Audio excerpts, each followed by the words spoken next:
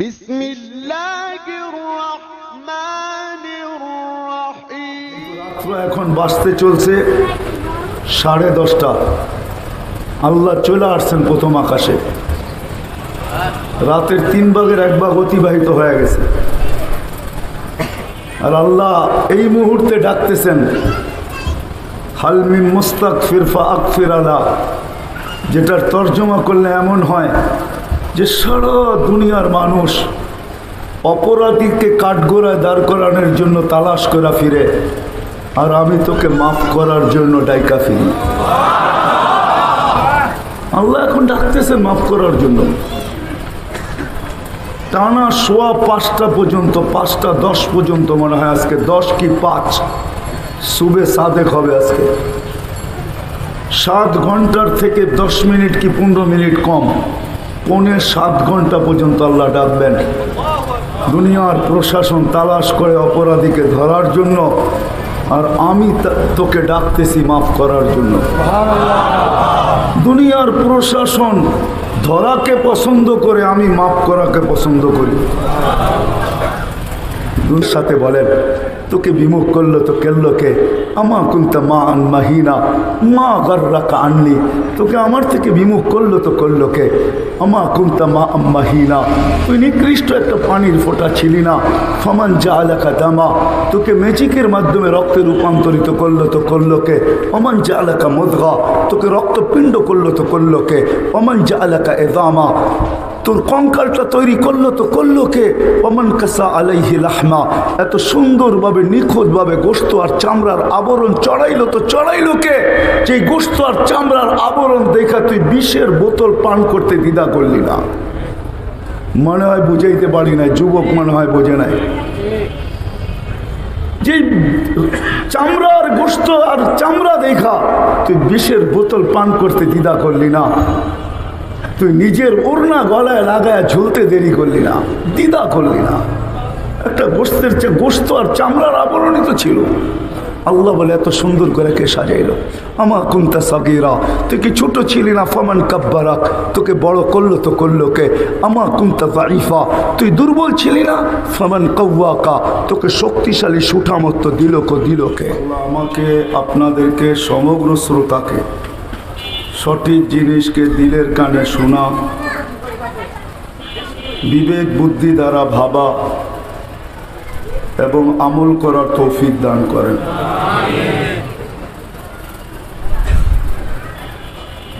শুধু সত্য না, চিরসত্য এই কথাটাই, যে আজকে হয়তো আমরা দুনিয়াতে, অচিরে একটা দিন আসবে কেউ আমরা দুনিয়াতে থাকবো না। এটা চিরসত্য। তা যদি না হতো তাহলে প্রতিদিন কবরস্থানগুলো ভরতে থাকতো না। প্রতিদিনই কিন্তু কবরস্থান ভরতেছে, সংখ্যা বাড়তেছে। একদিন দেখা যাবে আমরাও চলে যাব।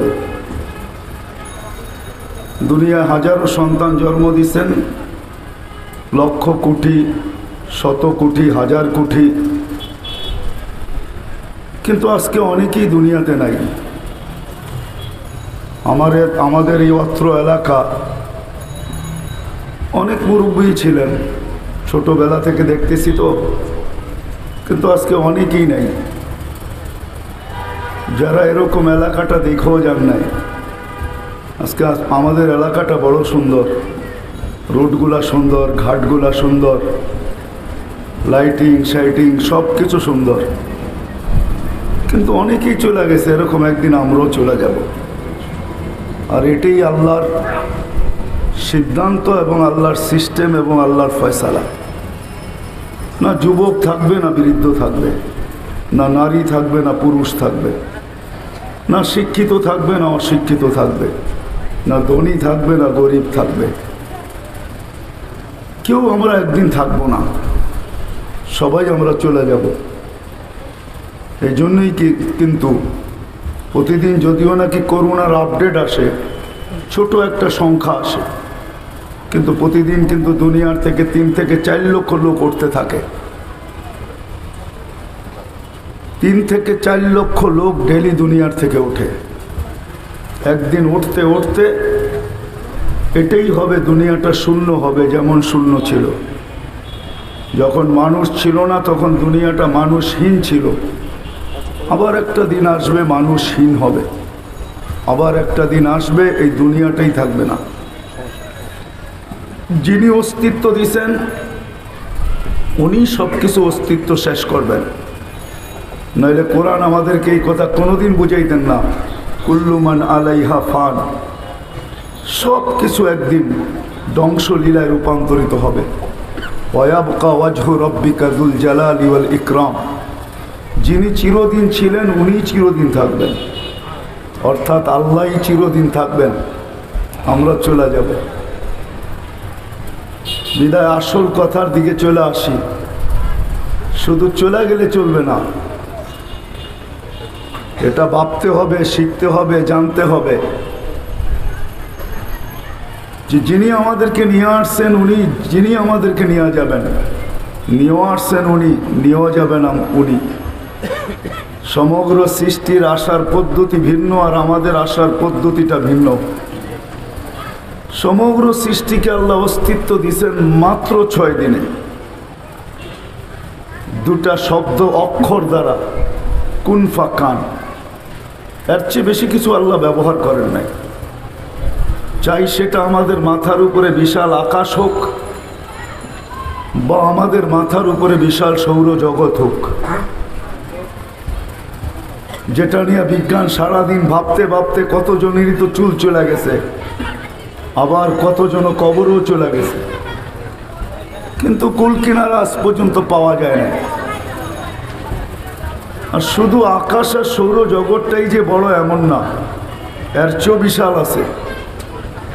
6 দিনের ভিতরে আল্লাহ অস্তিত্ব দিছেন শুধু দুটা অক্ষর দ্বারা, কিন্তু আপনাকে আমাকে অস্তিত্ব দিছেন কুদরতি হাত দ্বারা।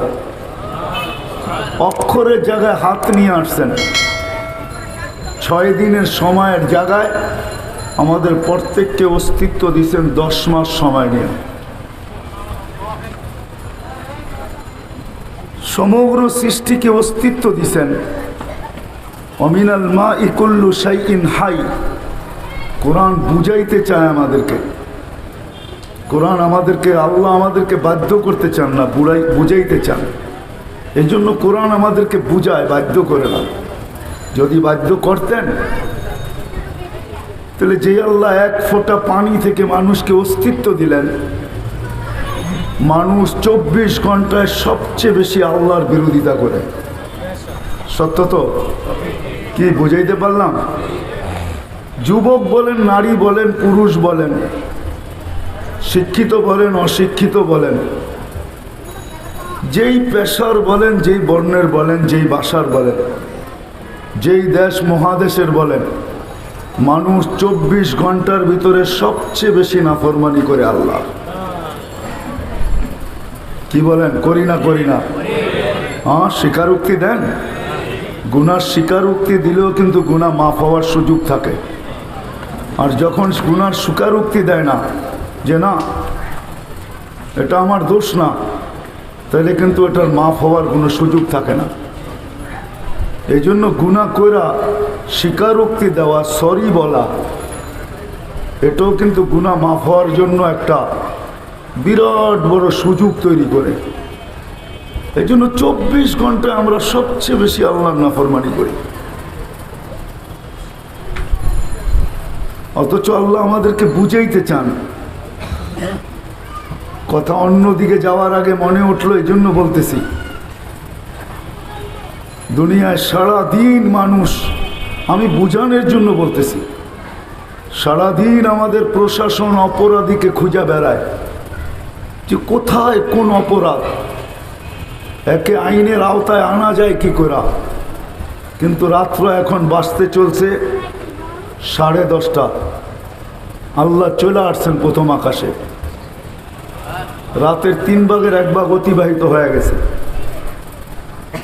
আর আল্লাহ এই মুহূর্তে ডাকতেছেন, হাল মিন মুস্তাগফির ফাগফির আলা, যেটার তর্জমা করলে এমন হয় যে সারা দুনিয়ার মানুষ অপরাধীকে কাঠগোড়ায় দাঁড় করানোর জন্য তালাশ করা ফিরে, আর আমি তোকে মাফ করার জন্য ডাইকা ফিরি। আল্লাহ এখন ডাকতেছেন মাফ করার জন্য। টানা সোয়া 5টা পর্যন্ত, 5টা 10 পর্যন্ত মনে হয়, আজকে 10 কি 5 সুবে সাদেক হবে আজকে। 7 ঘন্টার থেকে 10 মিনিট কি 15 মিনিট কম, 6.25 ঘন্টা পর্যন্ত আল্লাহ ডাকবেন।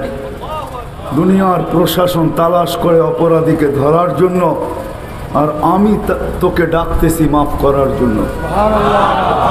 দুনিয়ার প্রশাসন ধরাকে পছন্দ করে, আমি মাফ করাকে পছন্দ করি। দুনিয়ার প্রশাসন ধরায় অভ্যস্ত, আমি মাপে অভ্যস্ত। দুনিয়ার মানুষ শাস্তি দেওয়ায় মজা পায়, আমি মাপে মজা পাই। 24 ঘন্টার ভিতরে আমরা সবচেয়ে বেশি নাফরমানি করি আল্লাহ, অথচ মানুষের সব কিছুর উৎস হইল এই দেহটা, ঠিক না? কি বলেন?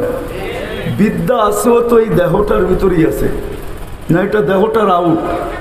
হ্যাঁ, বুদ্ধি আছে তো কোথায় আছে? এই দেহের ভিতরেই আছে, ঠিক না? মেইন উৎসই হলো দেহটা, ঠিক না? কি বলেন? চাই বিদ্যা হোক, চাই বুদ্ধি হোক, চাই যেটাই হোক, দেহ যদি না থাকে তাহলে কোনো কিছুই নাই, জিরো। হিরুও জিরো, জীবিত মৃত্যু, তাকে লাশ বলা হয়।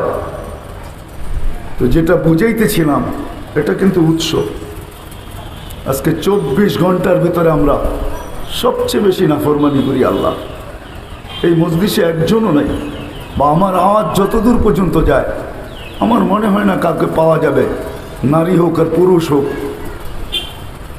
ঘুম এটা মৃত্যুর একটা অংশ, নাইলে এই দোয়া কোনোদিন পড়া হতো না। আমুতু আহিয়া, আল্লাহ মরতে চললাম। আহিয়া আরবি শব্দ, সকালে উঠাইলে উঠব, আর যদি না উঠাও তাহলে কিন্তু চিরনিদ্রা হয়ে যাবে। সত্য তো? আল্লাহ যদি না উঠাইলেন তার নাম হবে কি? চিরনিদ্রা। এই জন্য ঘুমের দোয়াই কিন্তু এটা। আমি আমার মহল্লাবাসী নারী পুরুষ নির্বিশেষে প্রশ্ন রাখতে চাই, কয়জন হবে এখানে? আমার বিশ্বাস একজনও হবে না, না যুবক, না বৃদ্ধ, না ঘরের অন্তরালে মা বোন, যে 24 ঘন্টার ভিতরে বেশি সময় তো আল্লাহর নাফরমানি করি। কিন্তু অস্তিত্বটা কিন্তু আল্লাহ, সুস্থতা কিন্তু আল্লাহ, দৃষ্টিশক্তি আল্লাহ, শ্রবণ শক্তি আল্লাহ। মেরে আজিজও, ডেলি 550 লিটার অক্সিজেন ব্যবহার করি আমরা আল্লাহ। জিজ্ঞাসা করেন আপনাদের বিজ্ঞানকে, 550 লিটার অক্সিজেন ব্যবহার করি। আমি শুনানোর জন্য না, কোনো বিরোধিতার জন্য না, বুঝানোর জন্য। 550 লিটার অক্সিজেন ব্যবহার করি। 550 লিটার। কয় টাকা পে করি বলেন? মাসে কয় টাকা পে করেন? হ্যাঁ, জিজ্ঞাসা করেন না হাসপাতালে যে 1 লিটার অক্সিজেনের দাম কত? সিলিন্ডারের ভিতরে যে অক্সিজেন আছে, জিজ্ঞাসা করেন 1 লিটারের দাম কত? 6 লিটারওয়ালা কত দাম? জিজ্ঞাসা করেন। এ কোয়ালিটির অক্সিজেন না ওটা, কেন ওই বোতলজাত অক্সিজেন তৈরি হয় আমাদের এই বাতাস থেকে। এটার ভিতরে অন্য কিছু নাই, আমাদের বাতাস থেকে তৈরি হয়। ওটা এ কোয়ালিটির অক্সিজেন না, যদিও মানুষ ওটা দিয়ে বেঁচে থাকে, কিন্তু পিওর অক্সিজেন যেটা আমরা নিতেছি, জিজ্ঞাসা করেন 550 লিটারের দাম কত হয়। বিদায় 24 ঘন্টায় সবচেয়ে বেশি নাফরমানি করি আল্লাহ। রাস্তা দিয়ে যখন হাঁটি তখন মাঝে মাঝে ভিতর থেকে কান্না আসে। যুবকদেরকে যখন দেখি তো কান্না আসে। যুবক, যৌবন পাওয়ার পরে তো উচিত ছিল তোর আল্লাহর কাছে হওয়া, যে মালিক কত বড় রত্ন তুই আমাকে দিলি। যার যৌবন নাই ওকে জিজ্ঞাসা করেন যৌবন কত বড় জিনিস। লাউড স্পিকার বাহিরেরও খোলা আছে, নাইলে ভাঙ্গা চুরা বলতাম। যৌবন পাওয়ার পরে আল্লাহর কাছে আসা উচিত ছিল, বিদ্যানের বিদ্যা পাওয়ার পরে আল্লাহর কাছে আসা উচিত ছিল, পদালা পথ পাওয়ার পরে আল্লাহর পায়ে পড়া উচিত ছিল। প্রত্যেক ব্যক্তি যা কিছু পাইছি পাওয়ার পরে আল্লাহর কাছে আসা উচিত ছিল। যেন আল্লাহ একটা চিত্র তুলে ধরছেন কোনো এক জায়গায়, যখন মানুষ আল্লাহর থেকে বিমুখ হয়, নাহলে কোরআন এই চিৎকার কোনোদিন দিত না, ইয়া আইয়ুহাল ইনসান মা গাররাকা বিরাব্বিকাল কারীম। ও মানুষ, আল্লাহ যেন ফরিয়াদ করতেছেন, ফরিয়াদ। কোরআন যেন আবেগময় শব্দ দিয়ে আর্তনাদ করতেছেন, ও মানুষ তুই বিমুখ হইলি তো হইলি কি করে? সব সৃষ্টি যদি বিমুখ হয়ে যেত করার কিচ্ছু ছিল না, কোনো আফসোস ছিল না। মানুষ তুই বিমুখ হইলি কি করে? সবাইকে তো 200 অক্ষর দিয়ে অস্তিত্ব দিছি, তোকে তো কুদরতি হাত দিয়ে অস্তিত্ব দিলাম, তুই বিমুখ হইলি তো হইলি কি করে? কাউকে তো আমি তোর মতো সাজাই নাই, মানুষের মতো আল্লাহ কোনো সৃষ্টিকে সাজান নাই। হায় হায়, সত্য এটাই। সাজাইতে সাজাইতে সাজাইতে সাজাইতে সাজাইলেন নিচে। যদি ওলামায়ে কেরাম কিছু মনে না করেন তো আমি শব্দ ব্যবহার করতে পারি, ভালোবাসায় পড়লেনও নিজে। এমন সাজাইলেন যে মানুষের ভালোবাসায় পড়লেন। আল্লাহ নিচে আমাদের ভালোবাসায় পড়ে গেছেন, নাইলে আল্লাহ এই কথা কোনোদিন বলতেন না, ইন্নী লাকা মুহিব্বা, মানুষ তোকে আমি ভালোবাসি। যদি জিজ্ঞাসা করি মালিক কতটুকু বাসেন, তো আল্লাহ প্রতি উত্তর দিছে, সারা দুনিয়ার মাদের মমতা এক জায়গায় নিয়ে আস, সারা মাদের মমতা এক জায়গায় নিয়ে আস, যতটুক না হবে এর চেয়ে 70 গুণ আমি প্রত্যেক বন্দাকে ভালোবাসি। এই হাদিস কোনোদিন আসতো না। সাজাইলেন, আবার নিজেই ভালোবাসায় পড়লেন, আবার ভালোবাসার মাত্রাও বললেন কতটুকু ভালোবাসি। আর এই ভালোবাসা যদি আমাদের সাথে না হইতো, তাহলে মানব রীতিনীতিতেই যদি আল্লাহ হইতেন, তাহলে আমাদেরকে এক কদম চলতে দিতেন না। এই জন্য কোনো জায়গায় আল্লাহ নিজেই বুঝেছেন, শোনো, লাউ আমারতুল আরদা লাবতালাআত ফি বাতনিহা, আমি জমিনকে হুকুম দিতে দেরি, তোমার অট্টালিকা সহ পেটে নিতে দেরি করবে না। অট্টালিকা সহ পেটে নিবে, পেটে। বুঝে আসে না? বুঝে আসে না? সারা জমিনের ভিতরে যদি আল্লাহ 10 নামায় দেয়, কার পাপের ক্ষমতা আছে এই 10কে থামাবে? কি বলেন, 10 বোঝেন? মনে হয় বোঝেন নাই। হ্যাঁ, আমাদের নিচে তো লেয়ারই আছে, পানির লেয়ার না, নাহলে পানি উঠে কোত্থেকে?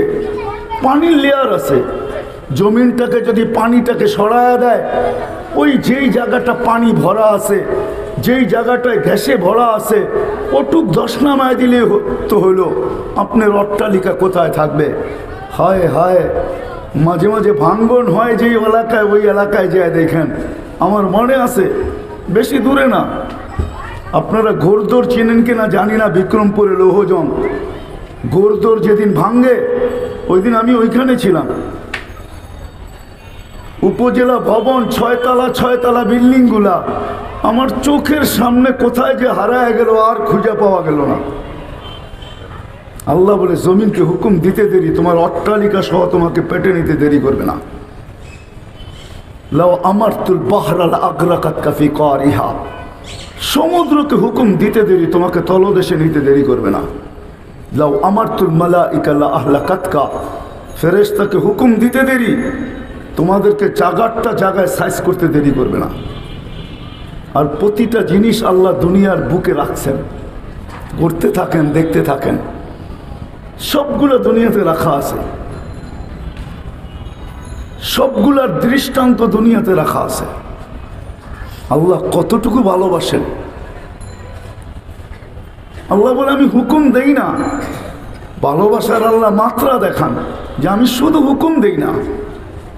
তো আরেক জায়গায় আল্লাহ নিজেই বলেন যে আমি হুকুম দিলে নিবে তো দূরের কথা, আলা কুল্লা ইয়াউমিন ওয়াল আরদু তাস্তাযিনু রাব্বা, জমিন প্রতিদিন আমার কানে আমাকে বলে, মালিক অনুমতি দেন না। কি করবে? আন আবতালিয়া ইবনা ফি আদম ফি বাতনি, আমি মানুষকে পেটে নিতে চাই। আল্লাহ জিজ্ঞেস করে কেন? বলছে 24 ঘন্টা নাফরমানি। হায় আমাদের খিলগাঁও, এক সময়ের খিলগাঁও আর আজকের খিলগাঁও আকাশ জমিন পার্থক্য না? পার্থক্য না? সত্য না? সত্য না? রাগ হয় না। রোড দিয়া যখন হাঁটি তো চোখের পানি ভিতরে ঝরে, বাহিরে ঝরে না, দিলটা জ্বলতে থাকে। কেননা সবাই ডাকায় একটা শব্দ আছে, সবার সাথে পাঙ্গা নেওয়া যায়, আল্লাহর সাথে নেওয়া যায় না। আল্লাহকে নারাজ করা চলে না। আল্লাহকে নারাজ করে কেউ টিকতে পারে না, কেউ টিকবেও না। আল্লাহকে নারাজ করা যায় না। তো যেটা বুঝাইতেছিলাম, আল্লাহ বলে জমিন প্রতিদিন অনুমতি চায়, সমুদ্র চায়, ফেরেশতা চায়, কিন্তু আমি তোমাদের ভালোবাসায় পড়ে গেছি বিদায় আমি প্রত্যেককেও জবাব দিই, ইনকান আবদুকুম ফাশানুকুম বি, বন্দা তোমাদের হলে যার যা মনে চায় তা করতে পারো। ইনকান আবদি, যদি বন্দা আমার হয় তা আমি অপেক্ষায় আছি। ইন আতানি লাইলান কাবিল, তো রাত্রে যদি ফিরে আসে তাহলে আমি বুকে জড়ায় নিব, দিনে যদি ফিরে আসে তো আমি বুকে জড়ায় নিব। তা আল্লাহ আরেক জায়গায় বলে মান্না দানি তালাক্কাইতুহু মিন বাঈদ। হায় হায়, কিছু লোক পাওয়া যায় আমাদের দেশে, পাওয়া যায় যারা সর্বক্ষেত্রে কাজ করে, এদেরকে ডাকলো বলে আমি ডিউটিতে আছি। হায়, আমি যদি তাকে প্রশ্ন করি আপনি ডিউটিতে আছেন, আমি মানি, কিন্তু কার দেহটা দিয়ে ডিউটিতে আসেন? এই দেহটা কার দেওয়া? কার? কে দিছে এই দেহটা? ডিউটির উপযুক্ত কে বানাইছে এবং বর্তমানে কে রাখছে? আল্লাহ কি দুর্বল না? পারে না? হ্যাঁ, হায় হায় হায়, কিভাবে বুঝাইলে বুঝবো? তা আল্লাহ বলে আমি অনুমতি দেই না, বরং আমি বলি কানা আবদুকুম ফাশানুকুম বি, বন্দা তোমাদের হলে করতে পারো, কিন্তু আমার হলে খবরদার। এই জন্যই আল্লাহ ভালোবাসার খাতিরে ভালো বেশি বাসেন, মহব্বত বেশি করেন। এই জন্যই কিন্তু প্রতিদিন রাত্রে 5 থেকে 6 ঘন্টা 7 ঘন্টা সময় নেয়া, এটাই ভালোবাসার বিকাশ। যে বন্দা তুই সারাদিন কি করছিস এটা আমার বিষয় না, তুই মরতে চলছিস, ঘুমাইতে চলছিস। আমি কিন্তু চলে আসছি, একজনও পাওয়া যাবে না আমার এলাকায় যে সারাদিন আল্লাহর বিরোধিতা করে, শুধু ঘুমানোর সময় হাত দুটায় উঠায় এই কথা বলে যে মালিক মরতে তো চললাম, সকালে উঠাইলে উঠব, আর যদি না উঠাস তাহলে চিরনিদ্রা হয়ে যাবে। শুনছি তুই নাকি মাফ করার জন্য ডাকিস, আমি সারাদিন তোর ডাকে সাড়া দিতে পারি নাই। মুয়াজ্জিনের যদিও নাকি আমার কানে আসছে, কিন্তু কর্মব্যস্ততার কারণে আমি সাড়া দিতে পারি নাই। বড় অপরাধ ছিল মালিক, কিন্তু এখন ঘুমাইতে চলছি, মরতে চলছি, সকালবেলা উঠাইলে উঠব, আর যদি না উঠাস তো চিরনিদ্রা হয়ে যাবে। শুনছি তুই ডাকতেছিস মাফ করার জন্য, বিদায় আমিও হাত উঠায়া দিলাম, আমিও হাত উঠায়া দিলাম। মালিক আমি হাত উঠাইলাম, দেখিস যেটাকে তওবা বলে, আমি তওবার জন্য হাত উঠায়া দিলাম। কি বলেন, একজনও কি পাওয়া যাবে আমাদের ভিতরে? অন্তরালে দূরে যারা আছে তাদের কথা বাদই দিলাম, ডাইনে সামনে যারা আমরা আসি, একজন কি হাত উঠাইতে পারবেন যে বয়স্ক হোক আর যুবক হোক, যে আমি প্রতিদিন ঘুমের সময় কমসে কম সারাদিন যা করি আর না করি, সারাদিন যেইভাবে চলি আর না চলি, শুধু ঘুমানোর সময় আমি হাত দুটো উঠায় বলি। ঢাকার মানুষ তো, শহরের মানুষ তো 11টার আগে কেউ ঘুমায় না। বহুত লোক তো এমনও পাওয়া যাবে যে ঘুমায় গেছে কিন্তু টেলিভিশন চালু আছে, সকালে ঘুমের থেকে ওইটা নিজের জিহ্বায় নিজে কামড় দিতেছে আর বলতেছে আহা কখন ঘুমায় গেলাম, টেলিভিশনটা তো চালুই রয়ে গেল। কত যুবকও তো পাওয়া যাবে সারা রাত্র নেট ঘাঁটতে ঘাঁটতে চোখ কখন বন্ধ হয়ে গেছে, চালু মোবাইল বুকের উপরে পড়ে আছে, সকালবেলা উঠা দেখে চালুই আছে। চালু থাকতে থাকতে সারা দিনের জন্য, সারা সপ্তাহের জন্য যে নেট কিনা ছিল ওটা এক রাত্রের ভিতরে বেনিশ হইয়া বিদায় সীমান্তে যে পৌঁছা গেছে, আর একটু থাকলে পুরাটাই শেষ হয়ে যেত, এমন কি হয় না? কিন্তু প্রশ্ন আমার, একজন কি আমরা আছি যে ঘুমের আগে আমি হাত দুটা উঠাই এই কথা বলবো যে মালিক সারাদিন যা করছি, কিন্তু ঘুমের আগে তোর সাথে আমি সন্ধি করতে চাই, তোর সাথে সম্পর্ক ঠিক করতে চাই, তোর সামনে আমি হাত জোড় করতে চাই, তোর সামনে আমি তওবা করতে চাই। জানি না আমি ঘুম থেকে উঠবো কি উঠবো না। সারা রাত্রে যারা ঘুমায়, শত না হাজারো মানুষ এই দুনিয়ার বুকে পাওয়া যাবে যারা ঘুমের ঘরে চলে গেছে, ঘরের লোকও জানে না সে চলে গেছে। জানতেও 2-4-5 ঘন্টা সময় লাগে। যখন দেখে আর ওঠে না, তখন সজাগ করার জন্য যখন গায়ে হাত রাখে, তখন দেখে চলে গেছে। না ঘটে না? হ্যাঁ, সত্য তো। বিদে আমি আসল কথায় চলে আসছি।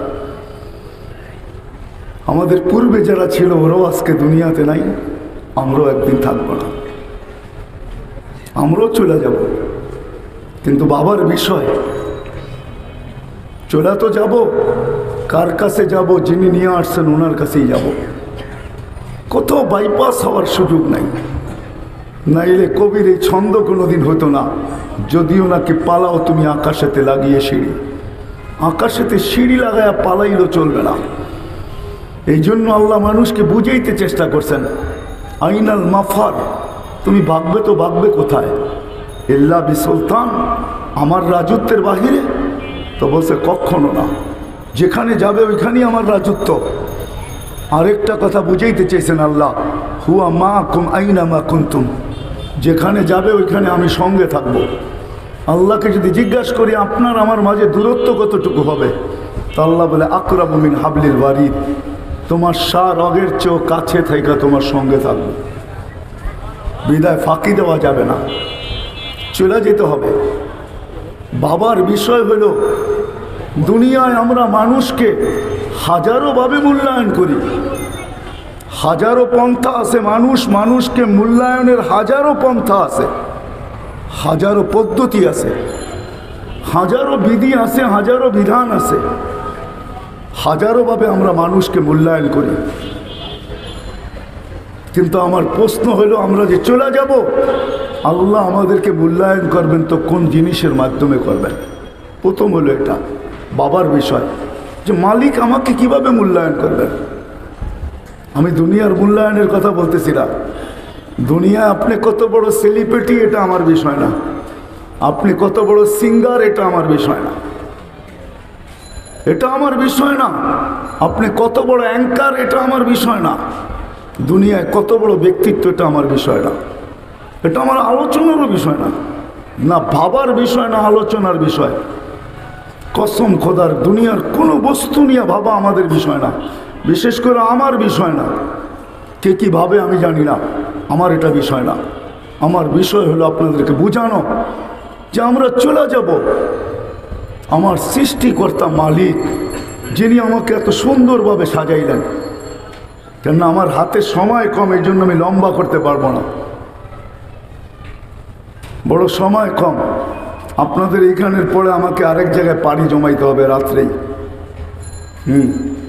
পকেটে আমার টিকিট রাখা আছে, এই জন্য সময় লম্বা দিতে পারবো না। কিন্তু শর্টে আমি বুঝাইতে চাইতেছি, বিবেকের পর্দা খুলতে চাইতেছি, কুয়াশাকে দূর করতে চাইতেছি। মাথার ভিতরে যে জিনিস আছে, যেটা আল্লাহই বুঝাইছেন, ইবনা আদম লা তাফরাহ বিদুনিয়া ইকা, দুনিয়ার নিশা যেটা আমাদের মাথায় ঢুকে গেছে, আমি ওইটাকে একটু সরাইতে চাইতেছি। যুবক যৌবন পাওয়ার পরে যেই ভাব তার ভিতরে চলে আসছে, ওই ভাবের দরজাটাকে আমি সরাইতে চাইতেছি। এই জন্যই বুঝাইতে চাইতেছি। আর এই জন্য চাইতেছি আমি বাংলাদেশের এখন সর্ব জায়গায় যাই। কেউ ভাবতে পারে যে আপনি এই রাস্তায় কেন আসলেন, আপনি তো এই রাস্তার লোক ছিলেন না। হ্যাঁ, সত্য এটাই।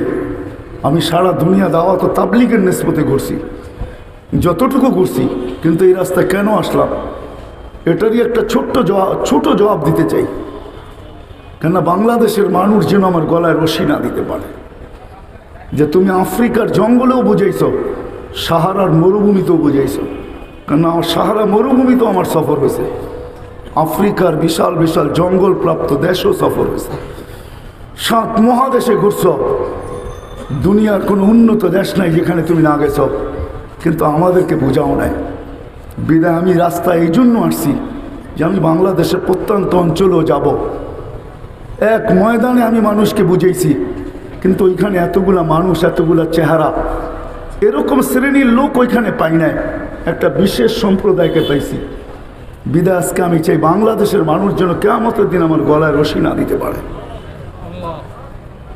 যুবক যেন রশি না দিতে পারে। এই জন্য ওর পায়ে হাত রেখে আমি বুঝাইতে রাজি।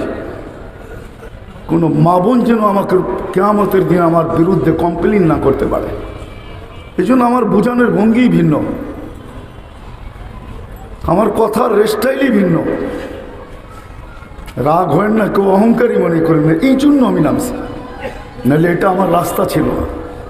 বিদায় আমি আমার এলাকার মানুষকে, যদিও সব সময় কথা পৌঁছানো সম্ভব হয় না, এরকম পরিবেশও হয় না, শোনানোও যায় না, আমি সবার পায়ে হাত রেখা বলবো, আসেন না একটু ভাবি যে আল্লাহ আমাদেরকে নিয়ে আসলেন, এত সুন্দর করে সাজাইলেন, এত সুন্দর করে সাজাইলেন। আমি তো মাঝে মাঝে বলি, মানুষের চেয়ে আল্লাহর বড় কোনো ম্যাজিক নাই। আল্লাহ ম্যাজিশিয়ান, আল্লাহ সবচেয়ে বড় ম্যাজিক হইলা যুবক তুমি। মা বোনদেরকে বলবো, নারী তুমি, মা বোন তুমি, তোমার মতো আল্লাহর বড় ম্যাজিক নাই। মানুষের চেয়ে আল্লাহর বড় কোনো ম্যাজিক নাই। আকাশ বড় ম্যাজিক না, যদিও বিজ্ঞান সৌরজগতে ঘুরতে ঘুরতে মাতাল হয়ে গেছে, কোনো কুল কিনারা পায় না। ভাবে আল্লাহ এটা বানায় রাখছেন, তো রাখছেন কি? আমি ছোট একটা উদাহরণ দিতেছি, ছোট উদাহরণ দিতেছি। বিজ্ঞানের সৌরজগৎ শুরু হয় ছায়াপথ থেকে, আর আমাদের দুনিয়াটা যে ছায়াপথে আছে, এটা সৌরজগতের সবচেয়ে ছোট ছায়াপথ। এর চেয়ে কোনো ছোট ছায়াপথ সৌরজগতে নেই। বিজ্ঞান বলতেছে এতটুকু ছোট যে যান্ত্রিক জিনিস যদি বানানো হয় একটা সেকেন্ডে 3 লক্ষ কিলোমিটার চলবে।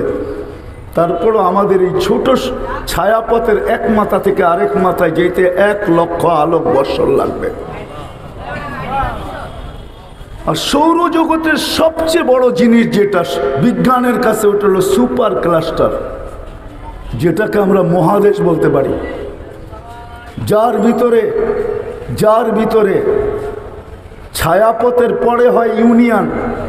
যে ইউনিয়নে আমরা বাস করি সৌরজগতের, ওইখানে 47,000 ছায়াপথ আছে, 47,000।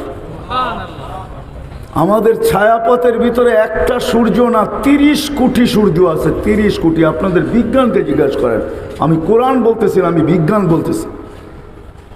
কোরআন বললে বুঝে আসবে না, আর আমি বিজ্ঞান পড়াইতেও বসি নাই,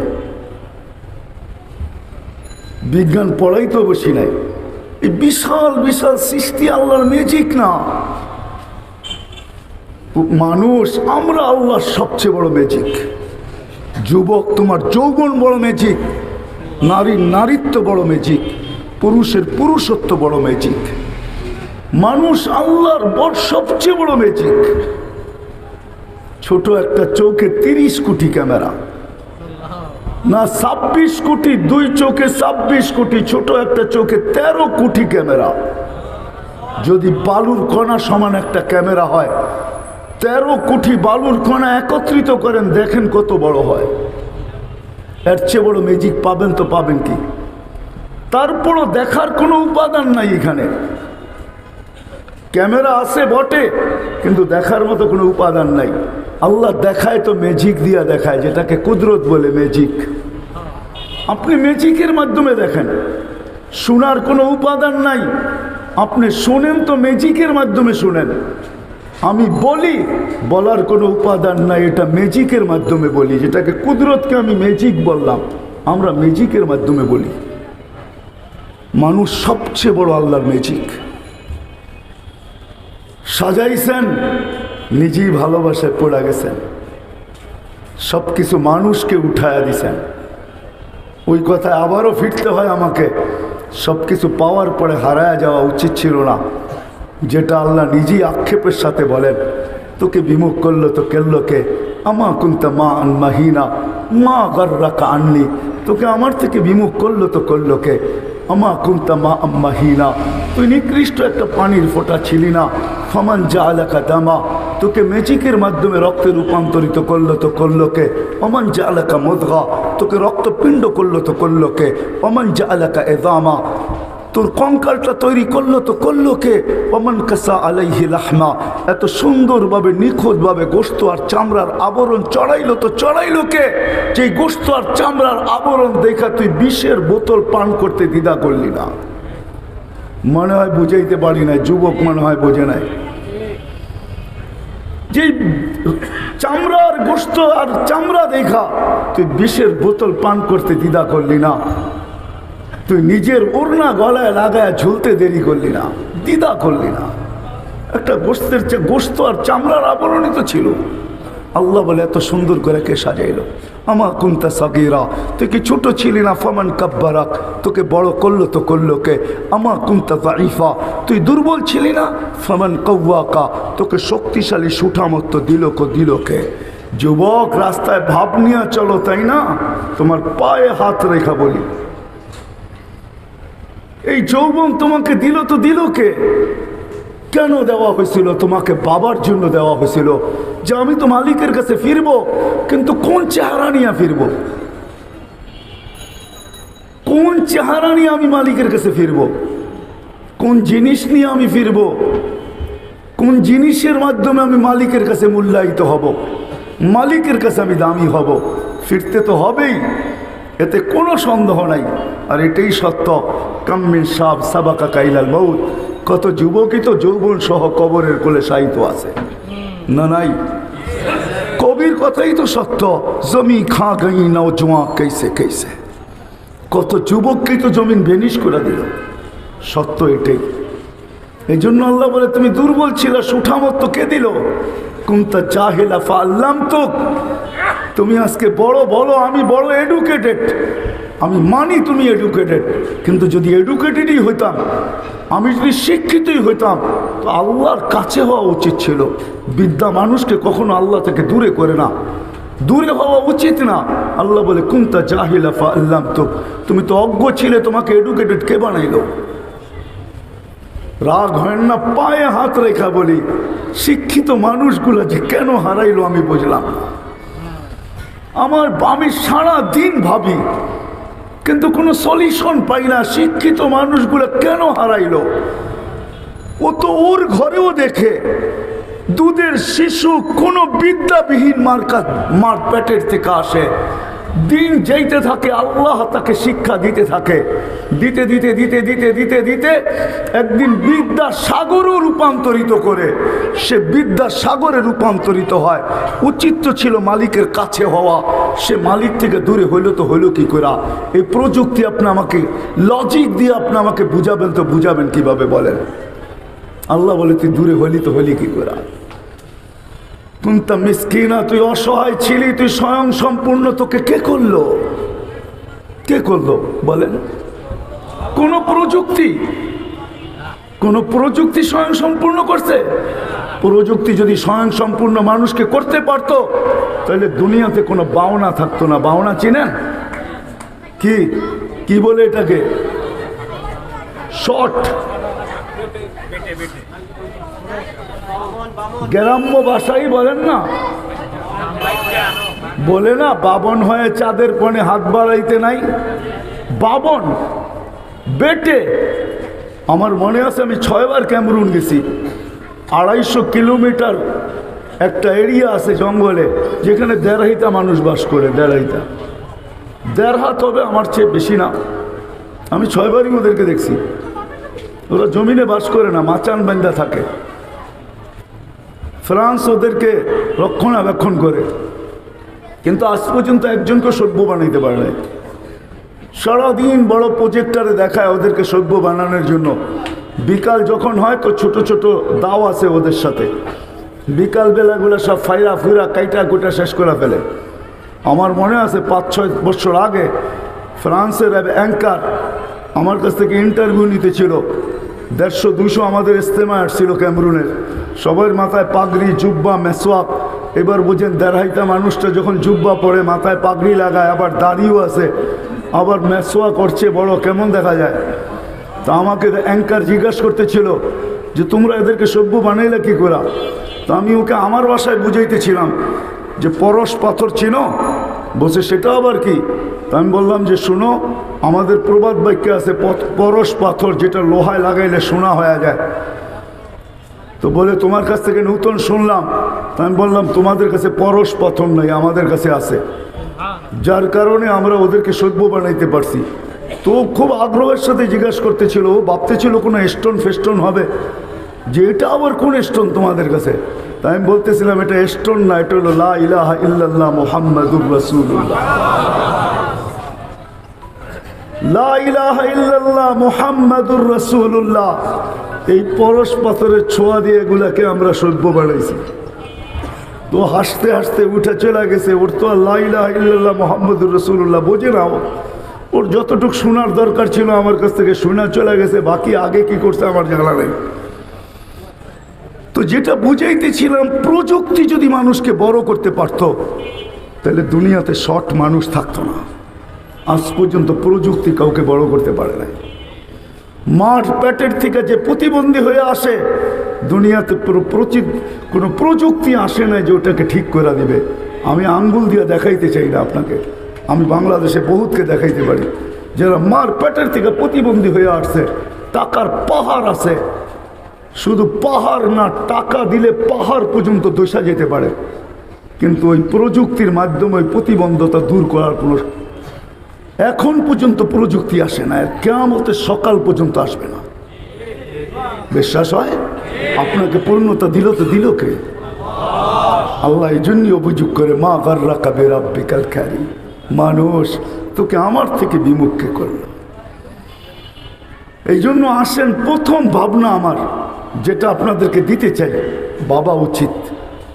সবাই চলে গেছে, আমরাও যাব, কিন্তু কিনিয়া গেলে মালিকের কাছে পরিচিত হব। যুবক, কিনিয়া গেলে মালিক আমাকে চিনবে। দুনিয়ায় পরিচয় পরিচিতির হাজারো পন্থা আছে, এটা আমি মানি। আমি বিরোধিতা করতেছি না। কাঠ দিয়া কাঠ পিটায়ও পরিচিত হওয়া যায়। যুবকরা বুঝবে কাঠ দিয়া কাঠ পিটানো, বুড়ারা বুঝবে না। কাঠ দিয়া কাঠ পিটানো বোঝেন? হ্যাঁ, ক্রিকেটের ব্যাটটাও কাঠের, বলটাও কাঠের, ওটার উপরে চামড়া পেঁচানো থাকে। এতটুকু বুঝেন না যে আমি কিছু বুঝি না। ওটাও কাঠের, ওটার উপরে চামড়া লাগানো থাকে, চামড়া দিয়ে ওটাকে, ওটা দিয়ে পিঠেও সারা দুনিয়ায় প্রসিদ্ধ হওয়া যায়, পরিচিত হওয়া যায়। আমার প্রশ্ন এটা না, বা ব্যঙ্গও করতে চাই না। আমি বুঝানোর জন্য নিয়ে আসতে চাই। আমি আমার সমাজের যুবকের ব্রেন ওয়াশ করতে চাই, আবার অন্যদিকেও নিতে চাই না। আমি তো আমার মালিকের পাগল বানাইতে চাই, আমি তো আমার রসুলের আশিক বানাইতে চাই। আমি তো যুবকের যৌবনের মূল্যায়ন দিতে চাই। যুবক বুঝুক তার দাম কত, নারী বুঝুক নারীত্বের দাম কত। সারা জগতে একজন পুরুষ আছে যে 8 জান্নাতের 8 দরজা দিয়ে যাওয়ার অধিকার রাখে। একজন পুরুষ, পুরুষ জগতে একজন পুরুষ, দ্বিতীয় কোনো পুরুষ নেই। সে হলো আবু বকর সিদ্দিক রাদিয়াল্লাহু তাআলা।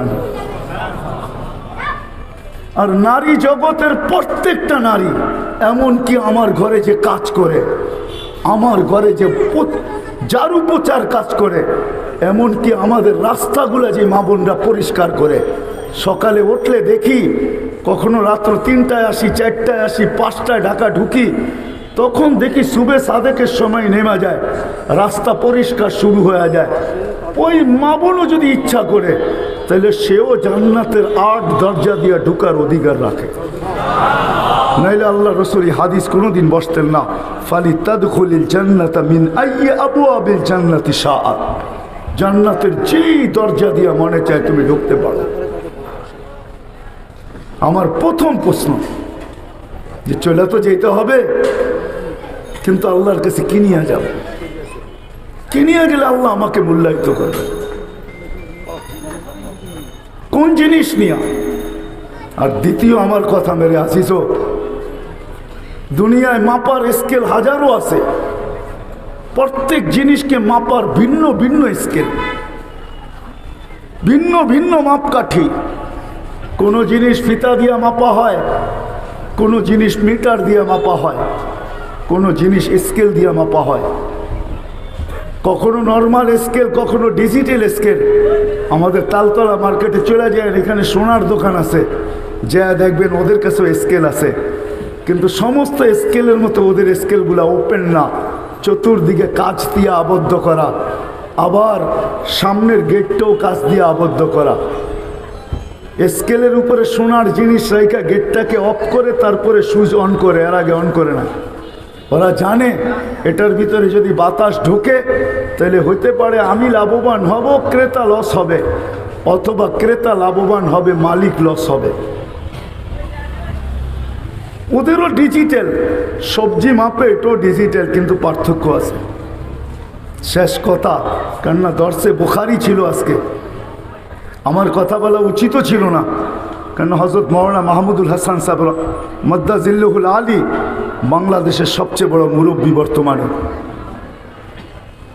আলেম ওলামাদের সবচেয়ে বড় মুরব্বী। মানুষ সাদাসিধা, কিন্তু কখনো সাদাসিধা মানুষও, সাদাসিধা লেবাসে বহুত বড় বড় মানুষও থাকে, ঠিক না? হ্যাঁ, কি বলেন? সিভিল বেশে বহুত বড় বড় লোকও থাকে। আইডি বাহির করলে বোঝা যায় উনি কত বড়, কিন্তু বেশভূষা কিন্তু সিভিল, ঠিক না? মনে হয় বুঝাইতে পারি না। হ্যাঁ, হজরত মৌলানা মাহমুদুল হাসান মদ্দাজিল্লুহুল আলী এরকম এক ব্যক্তিত্ব, ওনার পরে আর আমার প্রয়োজন ছিল না।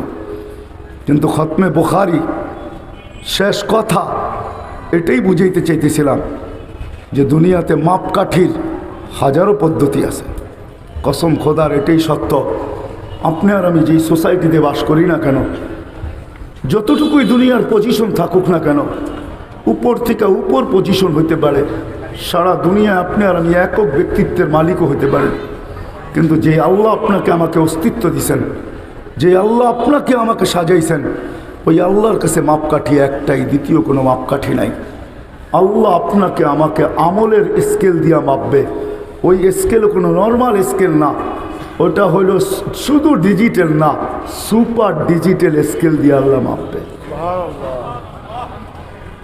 সুপার, কোরআন এটাই বুঝাইতে চেয়েছে, ওয়ানাযাউ মাওয়াজিনাল কিসতা লিয়াউমিল কিয়ামা। ও মানুষ, আসতেছে দিন, তুই হাজারো ভাবে মাপিস, হাজারো ভাবে মাপিস। আমরা কিন্তু একজন আরেকজনকে মাপি, হ্যাঁ হ্যাঁ, সবাই সবাইকে মাপে, কিন্তু মাপার মাপকাঠি সবার কাছে ভিন্ন ভিন্ন। আল্লাহর কাছে মাপকাঠি একটাই। আপনি আর আমি দুনিয়ার একক ব্যক্তিত্বের মালিক হই, আর যেই কোনো সোসাইটিতেই থাকি না কেন, যেই কোনো দেশেই থাকি না কেন, যত বড় পদের মালিকই হই না কেন, যেই কোনো পেশায় পেশাজীবী হই না কেন, গরিব থেকে গরিব হই না কেন, ধনী থেকে ধনী হই না কেন, কসম খোদার, যুবক হোক আর নারী হোক, আল্লাহ আমাদের সবাইকে আমলের স্কেল দিয়ে মাপবে, আমলের স্কেল। এই জন্য ইমাম বুখারীর প্রথম হাদিসও আমলের, শেষ হাদিসও আমলের। প্রথমটা শুরু করছেন ইন্নামাল আমালু বিন্নিয়াত থেকে, শেষ হাদিসের তো আমলের কথাই বুঝাইছেন, কিন্তু মধ্যখানে এতটুকু মানুষকে বুঝাইতে চেষ্টা করছেন, মানুষ আজকে তোমাকে যেই কোনো পাল্লায় মাপা হোক তাতে কিছু আসে যায় না। তোমাকে আজকে দুনিয়াওয়ালারা কোন পাল্লায় মাপে এটা আমাদের বিষয় না। আল্লাহ যেন চিৎকার দিয়ে বুঝাইতে চাইতেছেন, এটা আমার বিষয় না, তোমাকে আমি মাপবো আমলের পাল্লা দিয়া। আর তোমাদের মতো ডিজিটাল পাল্লা হবে না, ওটা সুপার ডিজিটাল পাল্লা হবে। এই জন্য নারী হোক, পুরুষ হোক, যুবক হোক আর বৃদ্ধ হোক, শেষ কথায় চলে আসছি। আসেন একটু ভাবি, আল্লাহ কিন্তু আমাদেরকে আমল দিয়া মাপবে, অন্য দুনিয়ার কোনো বস্তু দিয়া মাপবে না। দুই একটা উদাহরণ দিলেই বুঝে আসবে। যদি বস্তু দিয়া মাপতেন, যদি মাপতেন, তাহলে দুনিয়ার মাপার মতো বড় ব্যক্তিত্ব ছিলেন। একটা উদাহরণ দিয়া দেখাই। আল্লাহ রসুলের রক্ত পান করছেন এক সাহাবী, তাও শিঙা দেওয়ার পরে পচা রক্ত ছিল, দূষিত রক্ত। হাতে উঠায় দিয়েছেন আর বলছেন যাও নিক্ষেপ করে আসো বাহিরে। যখন ফিরে আসছে তো জিজ্ঞাসা করছে কি করছিস, কোথায় নিক্ষেপ করলে? তো হাসতেছে আর বলতেছে ইয়া রাসূলুল্লাহ নিক্ষেপ করছি। বলছে কোথায়? বলছে পেটে। আল্লাহ রসুল জিজ্ঞাসা করছে পেটে? বলছে বাহিরে নিয়ে গেছি বটে, কিন্তু যখন খুলছি সুগ্রাণ ছাড়া কিছু ছিল না। মনকে মানাইতে পারতেছিলাম না যে নিক্ষেপ করব না, করব কি, হুকুম তো নিক্ষেপ করা। মন মানতে ছিল না। জিব্বা বহুত অগোচরেই কখন যে চেটা ফেলছে এটাও জানি না। আল্লাহ রসুল বলতেছে জাহান্নাম, তোর শরীর জাহান্নামের উপরে হারাম। হায় হায় হায়, যদি পচা দূষিত রক্ত চাটার দ্বারা শরীর জাহান্নামের উপরে হারাম হয় তো লজিকলি যুক্তিগত কথা, আবু তালেবের শিরায় উপর শিরায় তো মুহাম্মদুর রাসূলুল্লাহর রক্ত ছিলেন, রক্তের সম্পর্ক। তার শরীর কেন জাহান্নামের উপরে হারাম হলো না? কেন হলো না? আমাকে যুক্তি দিয়া বুঝান, যুক্তি দিয়া বুঝান। কেন আল্লাহ যে স্কেল দিয়া মাপেন, পাল্লা দিয়া, যে সুপার স্কেল ডিজিটাল স্কেল দিয়া মাপেন, ওই মাপে সে আসে না, এই জন্যই আল্লাহ তাকে মূল্যায়ন করেন না। সত্য তো? অথচ আল্লাহর রসুলের এটা তো আজীব। আরেকটা শুনলে হয়তো ওলামাও আজীব হবে, বলবে কোত্থেকে বাহির করছেন। আমার যে দেবে কিন্তু সনদ আছে। আল্লাহ রসুল রাত্রে পেশাব করছেন। উম্মে আয়মান পিপাসার, আল্লাহ রসুলের কৃতদাসী ছিল, পিপাসিত অবস্থায় গরমের দিন বুক ফাটা পিপাসা নিয়ে উঠছেন। সামনে ওই দিনে অন্ধকার যুগ ছিল, রাত্র। আল্লাহ রসুলের জন্য সবসময় বাহির হওয়ার সুযোগও ছিল না। তো সামনে বর্তন দেখছেন আর পানিতে ভরা, নাকের কাছে নিছেন, কোনো দুর্গন্ধ অনুভব হয় নাই, বরং সুগ্রাণী অনুভব হয়েছে। সকালে আল্লাহ রসুল বলছে আহরি কি উম্মে আয়মান, উম্মে আয়মান বাহিরে নিক্ষেপ করে আসো। বলছে ইয়া রসুল আল্লাহ, ভুলে তো রাত্রে খায়া ফেলছি, পান করে ফেলছি। তা আল্লাহ রসুল বলছে মৌত পর্যন্ত তোর কাছে আর খিদা আসবে না। আসলে মৃত্যু পর্যন্ত তোর কাছে আর খিদা আসে না। আরেক রেওয়ায়াতে আছে এই শরীর জাহান্নামে যাবে না। মুস্তাদরেকে হাকিমের রেওয়ায়াত আছে, এটা হাসানুন সহি, কোনো জয়ীফ হাদিস না। অনেক ওলামায়ে কেরাম শুনা বলে আপনি এটা কোত্থেকে বলেন? অনেকজনেই কিন্তু আঙ্গুলে উঠে দিছে। মোজেজাতুর রসুল পড়া দেখলে দেখা যাবে, কিতাবের নাম বলে দিলাম, মোজেজাতুর রসুলে আছে, সব লেখা আছে ওইখানে। তো যদি আল্লাহর রসুলের পেশাব বলে পান করার দ্বারা উম্মে হারামের এই উপকার হয় কৃতদাসীর, তো আবু তালেবের শিরায় উপশিরায় তো আল্লাহর রসুলের রক্ত চলতেছিল, সে উপকৃত হলো না কেন? আল্লাহর রসুলকে কাছের থেকে দেখলে ভাগ্য খোলে, মানুষ না, মানুষের তো খোলেই, বৃক্ষের পর্যন্ত খোলে, বৃক্ষের। আল্লাহ রসুল ঘুমানো ছিলেন। যুবক তোমাদের পায়ে হাত শুধু আমি ধরি না, আল্লাহ রসুল ঘুমন্ত ছিলেন। তো জাবের রাদিয়াল্লাহু তাআলা আনহু বসা ছিলেন, তো দেখতেছেন মানুষের মতো একটা বিরাট শাখা প্রশাখাওয়ালা গাছ এই দিকে আসতেছে। আল্লাহ রসুলের মাথার কাছে আইসা দীর্ঘক্ষণ দাঁড়ায়া ছিল। আবার মানুষের মতো হাঁটতে হাঁটতে যে লেগে গেছেন, বুঝাই যায় না যে উঠছিল আবার ফিরে আসছে। আল্লাহ রসুল যখন ঘুমের থেকে উঠছেন তো হাসতে হাসতে বলতেছিলেন ইয়া রাসূলুল্লাহ, দেখলাম কি? বলে কি? বলে গাছ মানুষের মতো আসলো, দীর্ঘক্ষণ দাঁড়াইলো, আবার চলে গেল। আল্লাহ রসুল মুস্কি হাসি দিয়া বলতেছিলেন ও আমাকে দূর থেকে দেখতেছিল, ওর মন ভরতে ছিল না। ও আল্লাহর কাছে অনুরোধ করছে, মালিক দূর থেকে দেখতেছি কিন্তু মন ভরে না, একটু অনুমতি দেওয়া যায় না, একটু মাথার কাছে দাঁড়ায় দেখি। হায় হায় হায়, আবু তালেবের ভাগ্য খোলে নাই। তদ্রুপ আরেকটা কথা মনে উঠল, যুবক যার কাছে আমার আওয়াজ চায়, আমরা সারাদিন স্টাইল তালাশ করতে থাকি, স্টাইল, ঠিক না? কি যুবকরা বেশি তালাশ করে, ঠিক না? স্টাইল বোঝো তো? সারাদিন নেটে তালাশ করতে থাকে কার স্টাইলে চুল কাটা যায়, কার স্টাইলে চলা যায়, কার অঙ্গি ভঙ্গি নেওয়া যায়। হায় যুবক, যাকে কাছের থেকে দেখলে ভাগ্য খোলে, আর ওই নবীর স্টাইলকে স্টাইল বানাইলে কি খুলবে বলো? তোমার বিবেককে প্রশ্ন করে বলো, কি খুলবে? যে রসুলের স্টাইল আল্লাহর কাছে প্রিয়।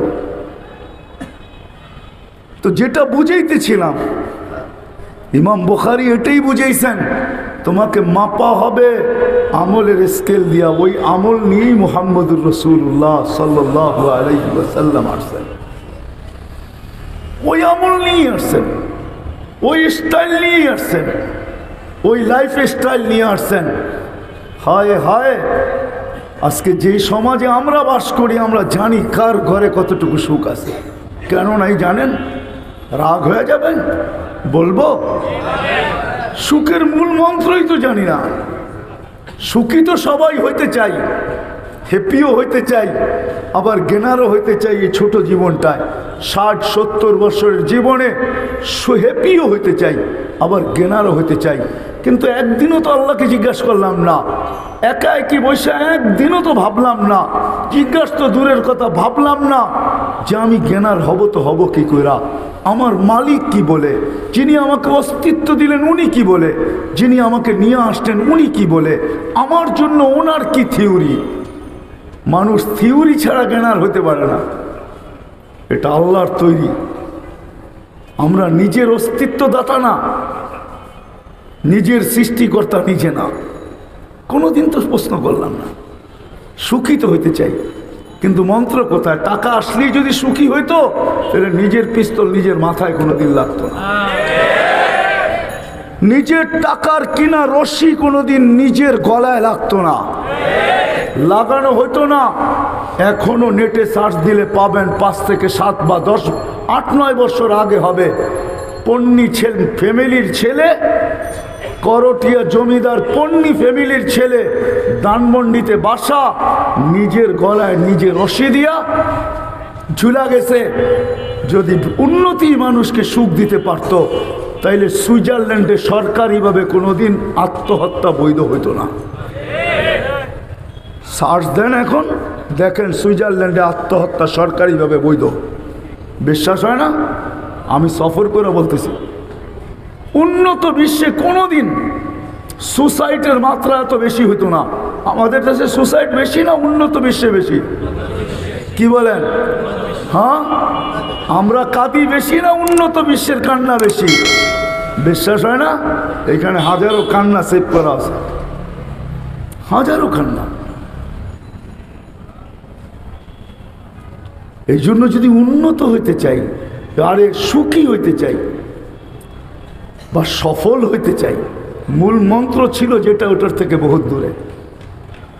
আমি আমার এলাকাবাসীকে বলতেছি, আমাদের সবাইকে বলতেছি, একটা পরিবার থেকে যদি 2টা জিনিস বিদায় নেয়, কারো কোনো পাওয়ার জন্য কোনো চাহিদা নাই, অভিভাবকের কাছে পাওয়ার জন্য কোনো চাহিদা নেই। আমার এই যুবকরা যদি আজকে এইখান থেকে অঙ্গীকার করে ওঠে, হায় আমি অনেক বাবাকে চিনি, যেই বাবাকে যদিও প্রশাসনের কাঠগড়ায় দাঁড় হইতে হয় নাই, বা সে দাঁড় হবেও না, হবেও না, কিন্তু সে সবসময় ভাবে আমি আমার সন্তানকে হত্যা করছি। কেন জানেন? সন্তান মা বাবাকে বাধ্য করছে আমাকে বাইক কিনা দিতে হবে, বাবা বাধ্য হইয়া বাইক কিনা দিছেন। সপ্তাহ গড়ায় নাই, 15 দিন গড়ায় নাই, ওই অ্যাক্সিডেন্টে ছেলে মারা গেছে। এখন মা বাবা 24 ঘন্টা ভাবে আর চোখের পানি ঝরায়, আমি আমার নিজের হাতে আমার সন্তানকে কেন হত্যা করলাম? সে চাইছিল, আমি দিলাম তো দিলাম কেন? আমি চিনি যে গাড়ি কিনা দেওয়ার পরে অ্যাক্সিডেন্ট করছে, এখনো একা একই বলে। একজন না, অনেকজনকে আমি চিনি, শুধু এইখানে না, দুনিয়ার অনেক দেশে চিনি। বাবা এখনো নিজেকে বলে আমার ছেলেকে আমার হাতে আমি হত্যা করছি। যদি জিজ্ঞেস করি কিভাবে, বসে সে গাড়ি চাইছে, আমি কেন গাড়ি কেনা দিলাম? কেন সে বেপরোয়া চালাইলো? কেন সে অ্যাক্সিডেন্ট করলো? কেন সে মারা গেল? আমি যদি গাড়ি না কিনা দিতাম সে কোনোদিন মারা যেত না। তার মনের বাসনা এটা। কি বলেন? আজকে যদি এই মজলিস থেকে যুবকরা বলে যে আমরা আমাদের অভিভাবকদের কাছে কখনো চাহিদা রাখবো না, কোনো চাহিদা রাখবো না, পাওয়ার জন্য কোনো চাহিদা না, আর না পাওয়ার উপরে কোনো অভিযোগ করব না। আজকে ঘরের প্রত্যেক ব্যক্তি যদি এই কথা ভাবে যে পাওয়ার জন্য আমাদের কোনো চাহিদা থাকবে না, না পাওয়ার উপরে কোনো অভিযোগ থাকবে না, যেটা পাই যেমন পাই যত দামের পাই, পাইতে দেরি বুকে লাগায় আলহামদুলিল্লাহ বলতে দেরি করব না। না পাইলাম তাইলে সবর করব। দেখেন আপনি কতটুকু, আপনার পরিবার কতটুকু সুখী হয়, আপনি কতটুকু হ্যাপি হন, কতটুকু আপনি গেনার হন। আপনি 1 মাস না 2 মাস করে দেখেন, শুধু ট্রাই হিসাবে আপনি 2 মাস করে দেখেন আমার কথার উপরে। এটা ছিল সুখের মূল মন্ত্র। এই জন্য কথার শেষ জায়গায় চলে আসছে। আসেন আল্লাহ রসুল সাল্লাল্লাহু আলাইহি ওয়াসাল্লাম ওই ক্যারিয়ার নিয়ে আসছেন, ওই আদর্শ নিয়ে আসছেন, ওই লাইফ স্টাইল নিয়ে আসছেন, ওই সুন্নত নিয়ে আসছেন, যেটার মাপকাঠি দ্বারা, যেটার স্কেল দ্বারা আল্লাহ আমাদের সবাইকে মাপবে। না হয় আপনি উন্নত থেকে উন্নত দেশে বাস করতে পারেন, দুনিয়ার কোনো পরিচয় পরিচিতি দিয়ে আল্লাহ কাউকে মাপবে না, এই স্কেল দ্বারা আল্লাহ মাপবে না। আল্লাহ প্রত্যেককে মাপবে আমলের স্কেল দ্বারা। এই জন্য বুখারী রহমতুল্লাহ আলাইহি শেষ হাদিস এটাই আনছেন, ওয়ানাদাউ মাওয়াজিনাল কিসতা লিয়াউমিল কিয়ামা। ও বিবেকমান মানুষগুলা, ও বুদ্ধিমান মানুষগুলা, ও চিন্তাশীল মানুষগুলা, ও শিক্ষিত মানুষগুলা, যাকে আমি কুদরতি হাতে তৈরি করলাম, যাকে আমি সাজানোর মতো সাজাইলাম, যার ভালোবাসায় আমি নিজে পড়লাম, শোনো, কান খোলা শোনো, তোমাকে কিন্তু কিয়ামতের দিন আমি আমলের স্কেল দিয়া মাপব। এই জন্য আসেন, কবির কথাই সত্য। দুনিয়ার জীবন কি দ্বারা গঠিত হয় এটা আমার বিষয় না, কিন্তু দুনিয়ার জীবনও আমল দ্বারাই গঠিত হয়। কিন্তু আমি এটা বাদেই দিলাম, মৃত্যুর পরের জীবনটা একমাত্র আমল দ্বারা হবে, আর কোনো বিকল্প রাস্তা নাই। আর এটা বাংলাদেশের জন্য সবচেয়ে সহজলভ্য হলো বাংলাদেশ। দুনিয়ার কোনো দেশ এত সুন্দর না, কোনো দেশ এত সুন্দর না। মক্কা মদিনা ভিন্ন কথা, ওটা নিয়ে তুলনাও চলে না, আলোচনাও চলে না। আমি যতটুকু ঘুরে দেখছি, বাংলাদেশের মতো সুন্দর কোনো দেশ নাই, বাংলাদেশের মানুষের মতো সুন্দর কোনো মানুষ নাই, এই মাটির চেয়ে সুন্দর কোনো মাটি নাই, এই দেশের পরিবেশের চেয়ে সুন্দর কোনো পরিবেশ দুনিয়ার কোনো দেশে নেই। কেননা এই দেশ হলো মসজিদ মাদ্রাসার পরিবেশের দেশ। এই জন্য আমি বলে থাকি যে এই দেশের মাটির সাথে আমার মনে হয়, আমার মন বলে, মক্কা মদিনা আবারও বলতেছি ভিন্ন, সারা দুনিয়ার চেয়ে এই দেশের মাটির সাথে আল্লাহর ভালোবাসা সবচেয়ে বেশি। আল্লাহর ভালোবাসা সবচেয়ে বেশি। কারণ এটাই, এই দেশে আজ পর্যন্ত স্বাধীন হওয়ার থেকে নিয়ে আজ পর্যন্ত এই দেশে যত দুর্যোগের কথা বলা হয়েছে, কোনো দুর্যোগ এই দেশে আসে নাই। চাই সেটা বিলবুল রূপে হোক, চাই সেটা নার্গিস রূপে হোক, চাই সেটা সিডর রূপে হোক, চাই সেটা শতবারের ভূমিকম্পের রূপে হোক, কোনো দুর্যোগ এই দেশে আসে নাই। বিপর্যয় ঘটে নাই, দুর্যোগ আসছে, বিপর্যয় ঘটে নাই।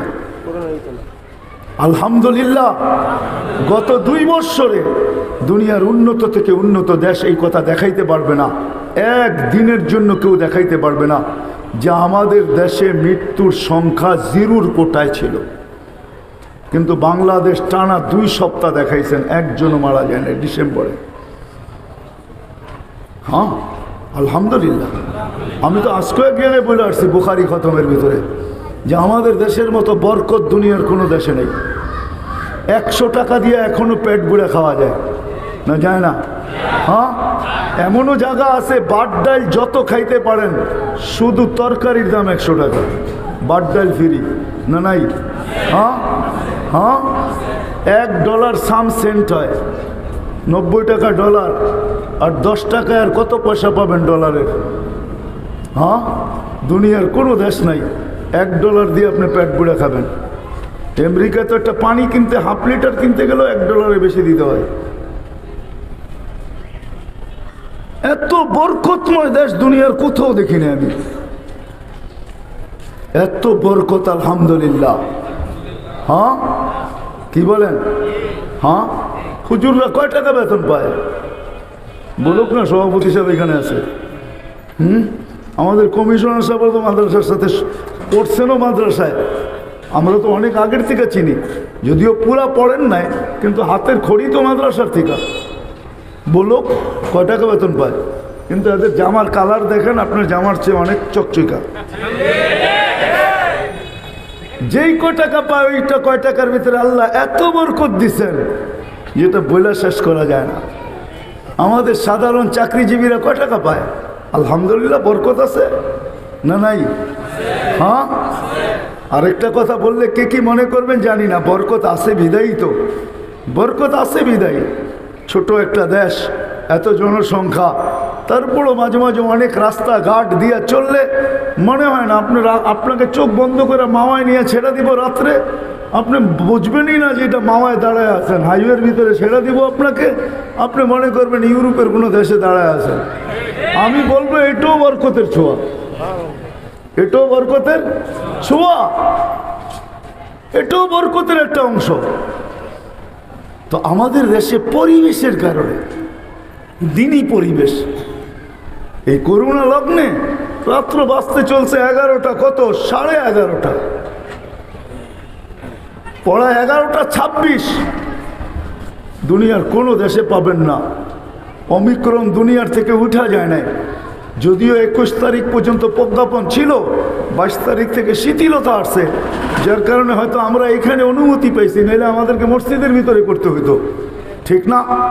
হ্যাঁ আলহামদুলিল্লাহ সুম্মা আলহামদুলিল্লাহ, এই পরিবেশ দুনিয়ার কোনো দেশে নেই। আলহামদুলিল্লাহ আমাদের দেশে মাদ্রাসা, মসজিদ, আলেম ওলামা, হক্কানি আল্লাহ ওয়ালা। এই জন্য আমল শিখা, যেটার দ্বারা আল্লাহ তুলবে, আমাদের জন্য শিখা বড় সহজ। এই জন্য আমি 4টা কথা বলবো।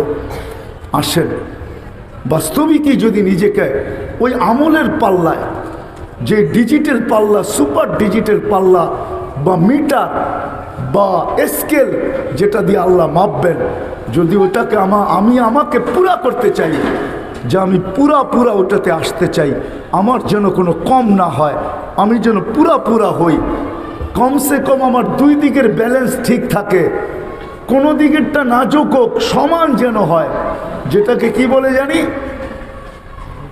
ড্র হয়। এটাও যদি আমি চাই, তাহলে আমাদেরকে আজকের থেকে 4টা কাজ করতে হবে। 1 নম্বর, আমাদেরকে নিজেদেরকে মসজিদের সাথে সংযুক্ত করতে হবে। রাজি? হ্যাঁ পাক্কা ওয়াদা কিন্তু। হ্যাঁ লামান মসজিদের সাথেও যদি না পারি, তাহলে যেইখানে নামাজের ওয়াক্ত হবে ওইখানেই আমি দাঁড়ায় যাব। এটা তো পারবো। হ্যাঁ দ্বিতীয় হলো আমরা দিনী মাদারেসের সাথে নিজেদের সম্পর্ক জড়ব। আপনার কাছ থেকে আমি সাহায্য চাই না, আপনি শুধু সম্পর্ক করার জন্য যখনই সুযোগ হয় একটু হাইটা চলে আসবেন, একটু দেখা চলে আসবেন, একটু মহব্বতের সাথে যাবেন, 1-2 নজর দিয়ে চলে আসবেন। কেউ যদি জিজ্ঞাসা করে কেন আসছেন, বলে ভালো লাগে তো এই জন্য একটু দেখতে চলে আসছি। এতটুকু তো পারবেন, আপনার সাহায্যের দরকার নেই। আপনি এটা চিন্তা করেন না আমরা সাহায্য করলেই হবে, নাহলে হবে না। না না না, আপনি জানেন না আল্লাহ তো আল্লাহ, আল্লাহ তো। তৃতীয় হলো হক্কানি আলেমদের সাথে আমরা আমাদের সম্পর্ক জড়ব। উঠা বসা, চলা ফিরা, কথাবার্তা, এমনকি খাওয়া লওয়া, কখনো ওদেরটা খাবো, কখনো ওদেরকে খাওয়া নিয়ে খাওয়া, ভালো সম্পর্ক করব, ঠিক আছে? হ্যাঁ আর চতুর্থ হলো আল্লাহ ওয়ালাদের সাথে আমাদের সম্পর্ক করব। এই 4টা কাজ করব তো পাক্কা ওয়াদা। আল্লাহ আমাদেরকে আমল করার তৌফিক দান করেন।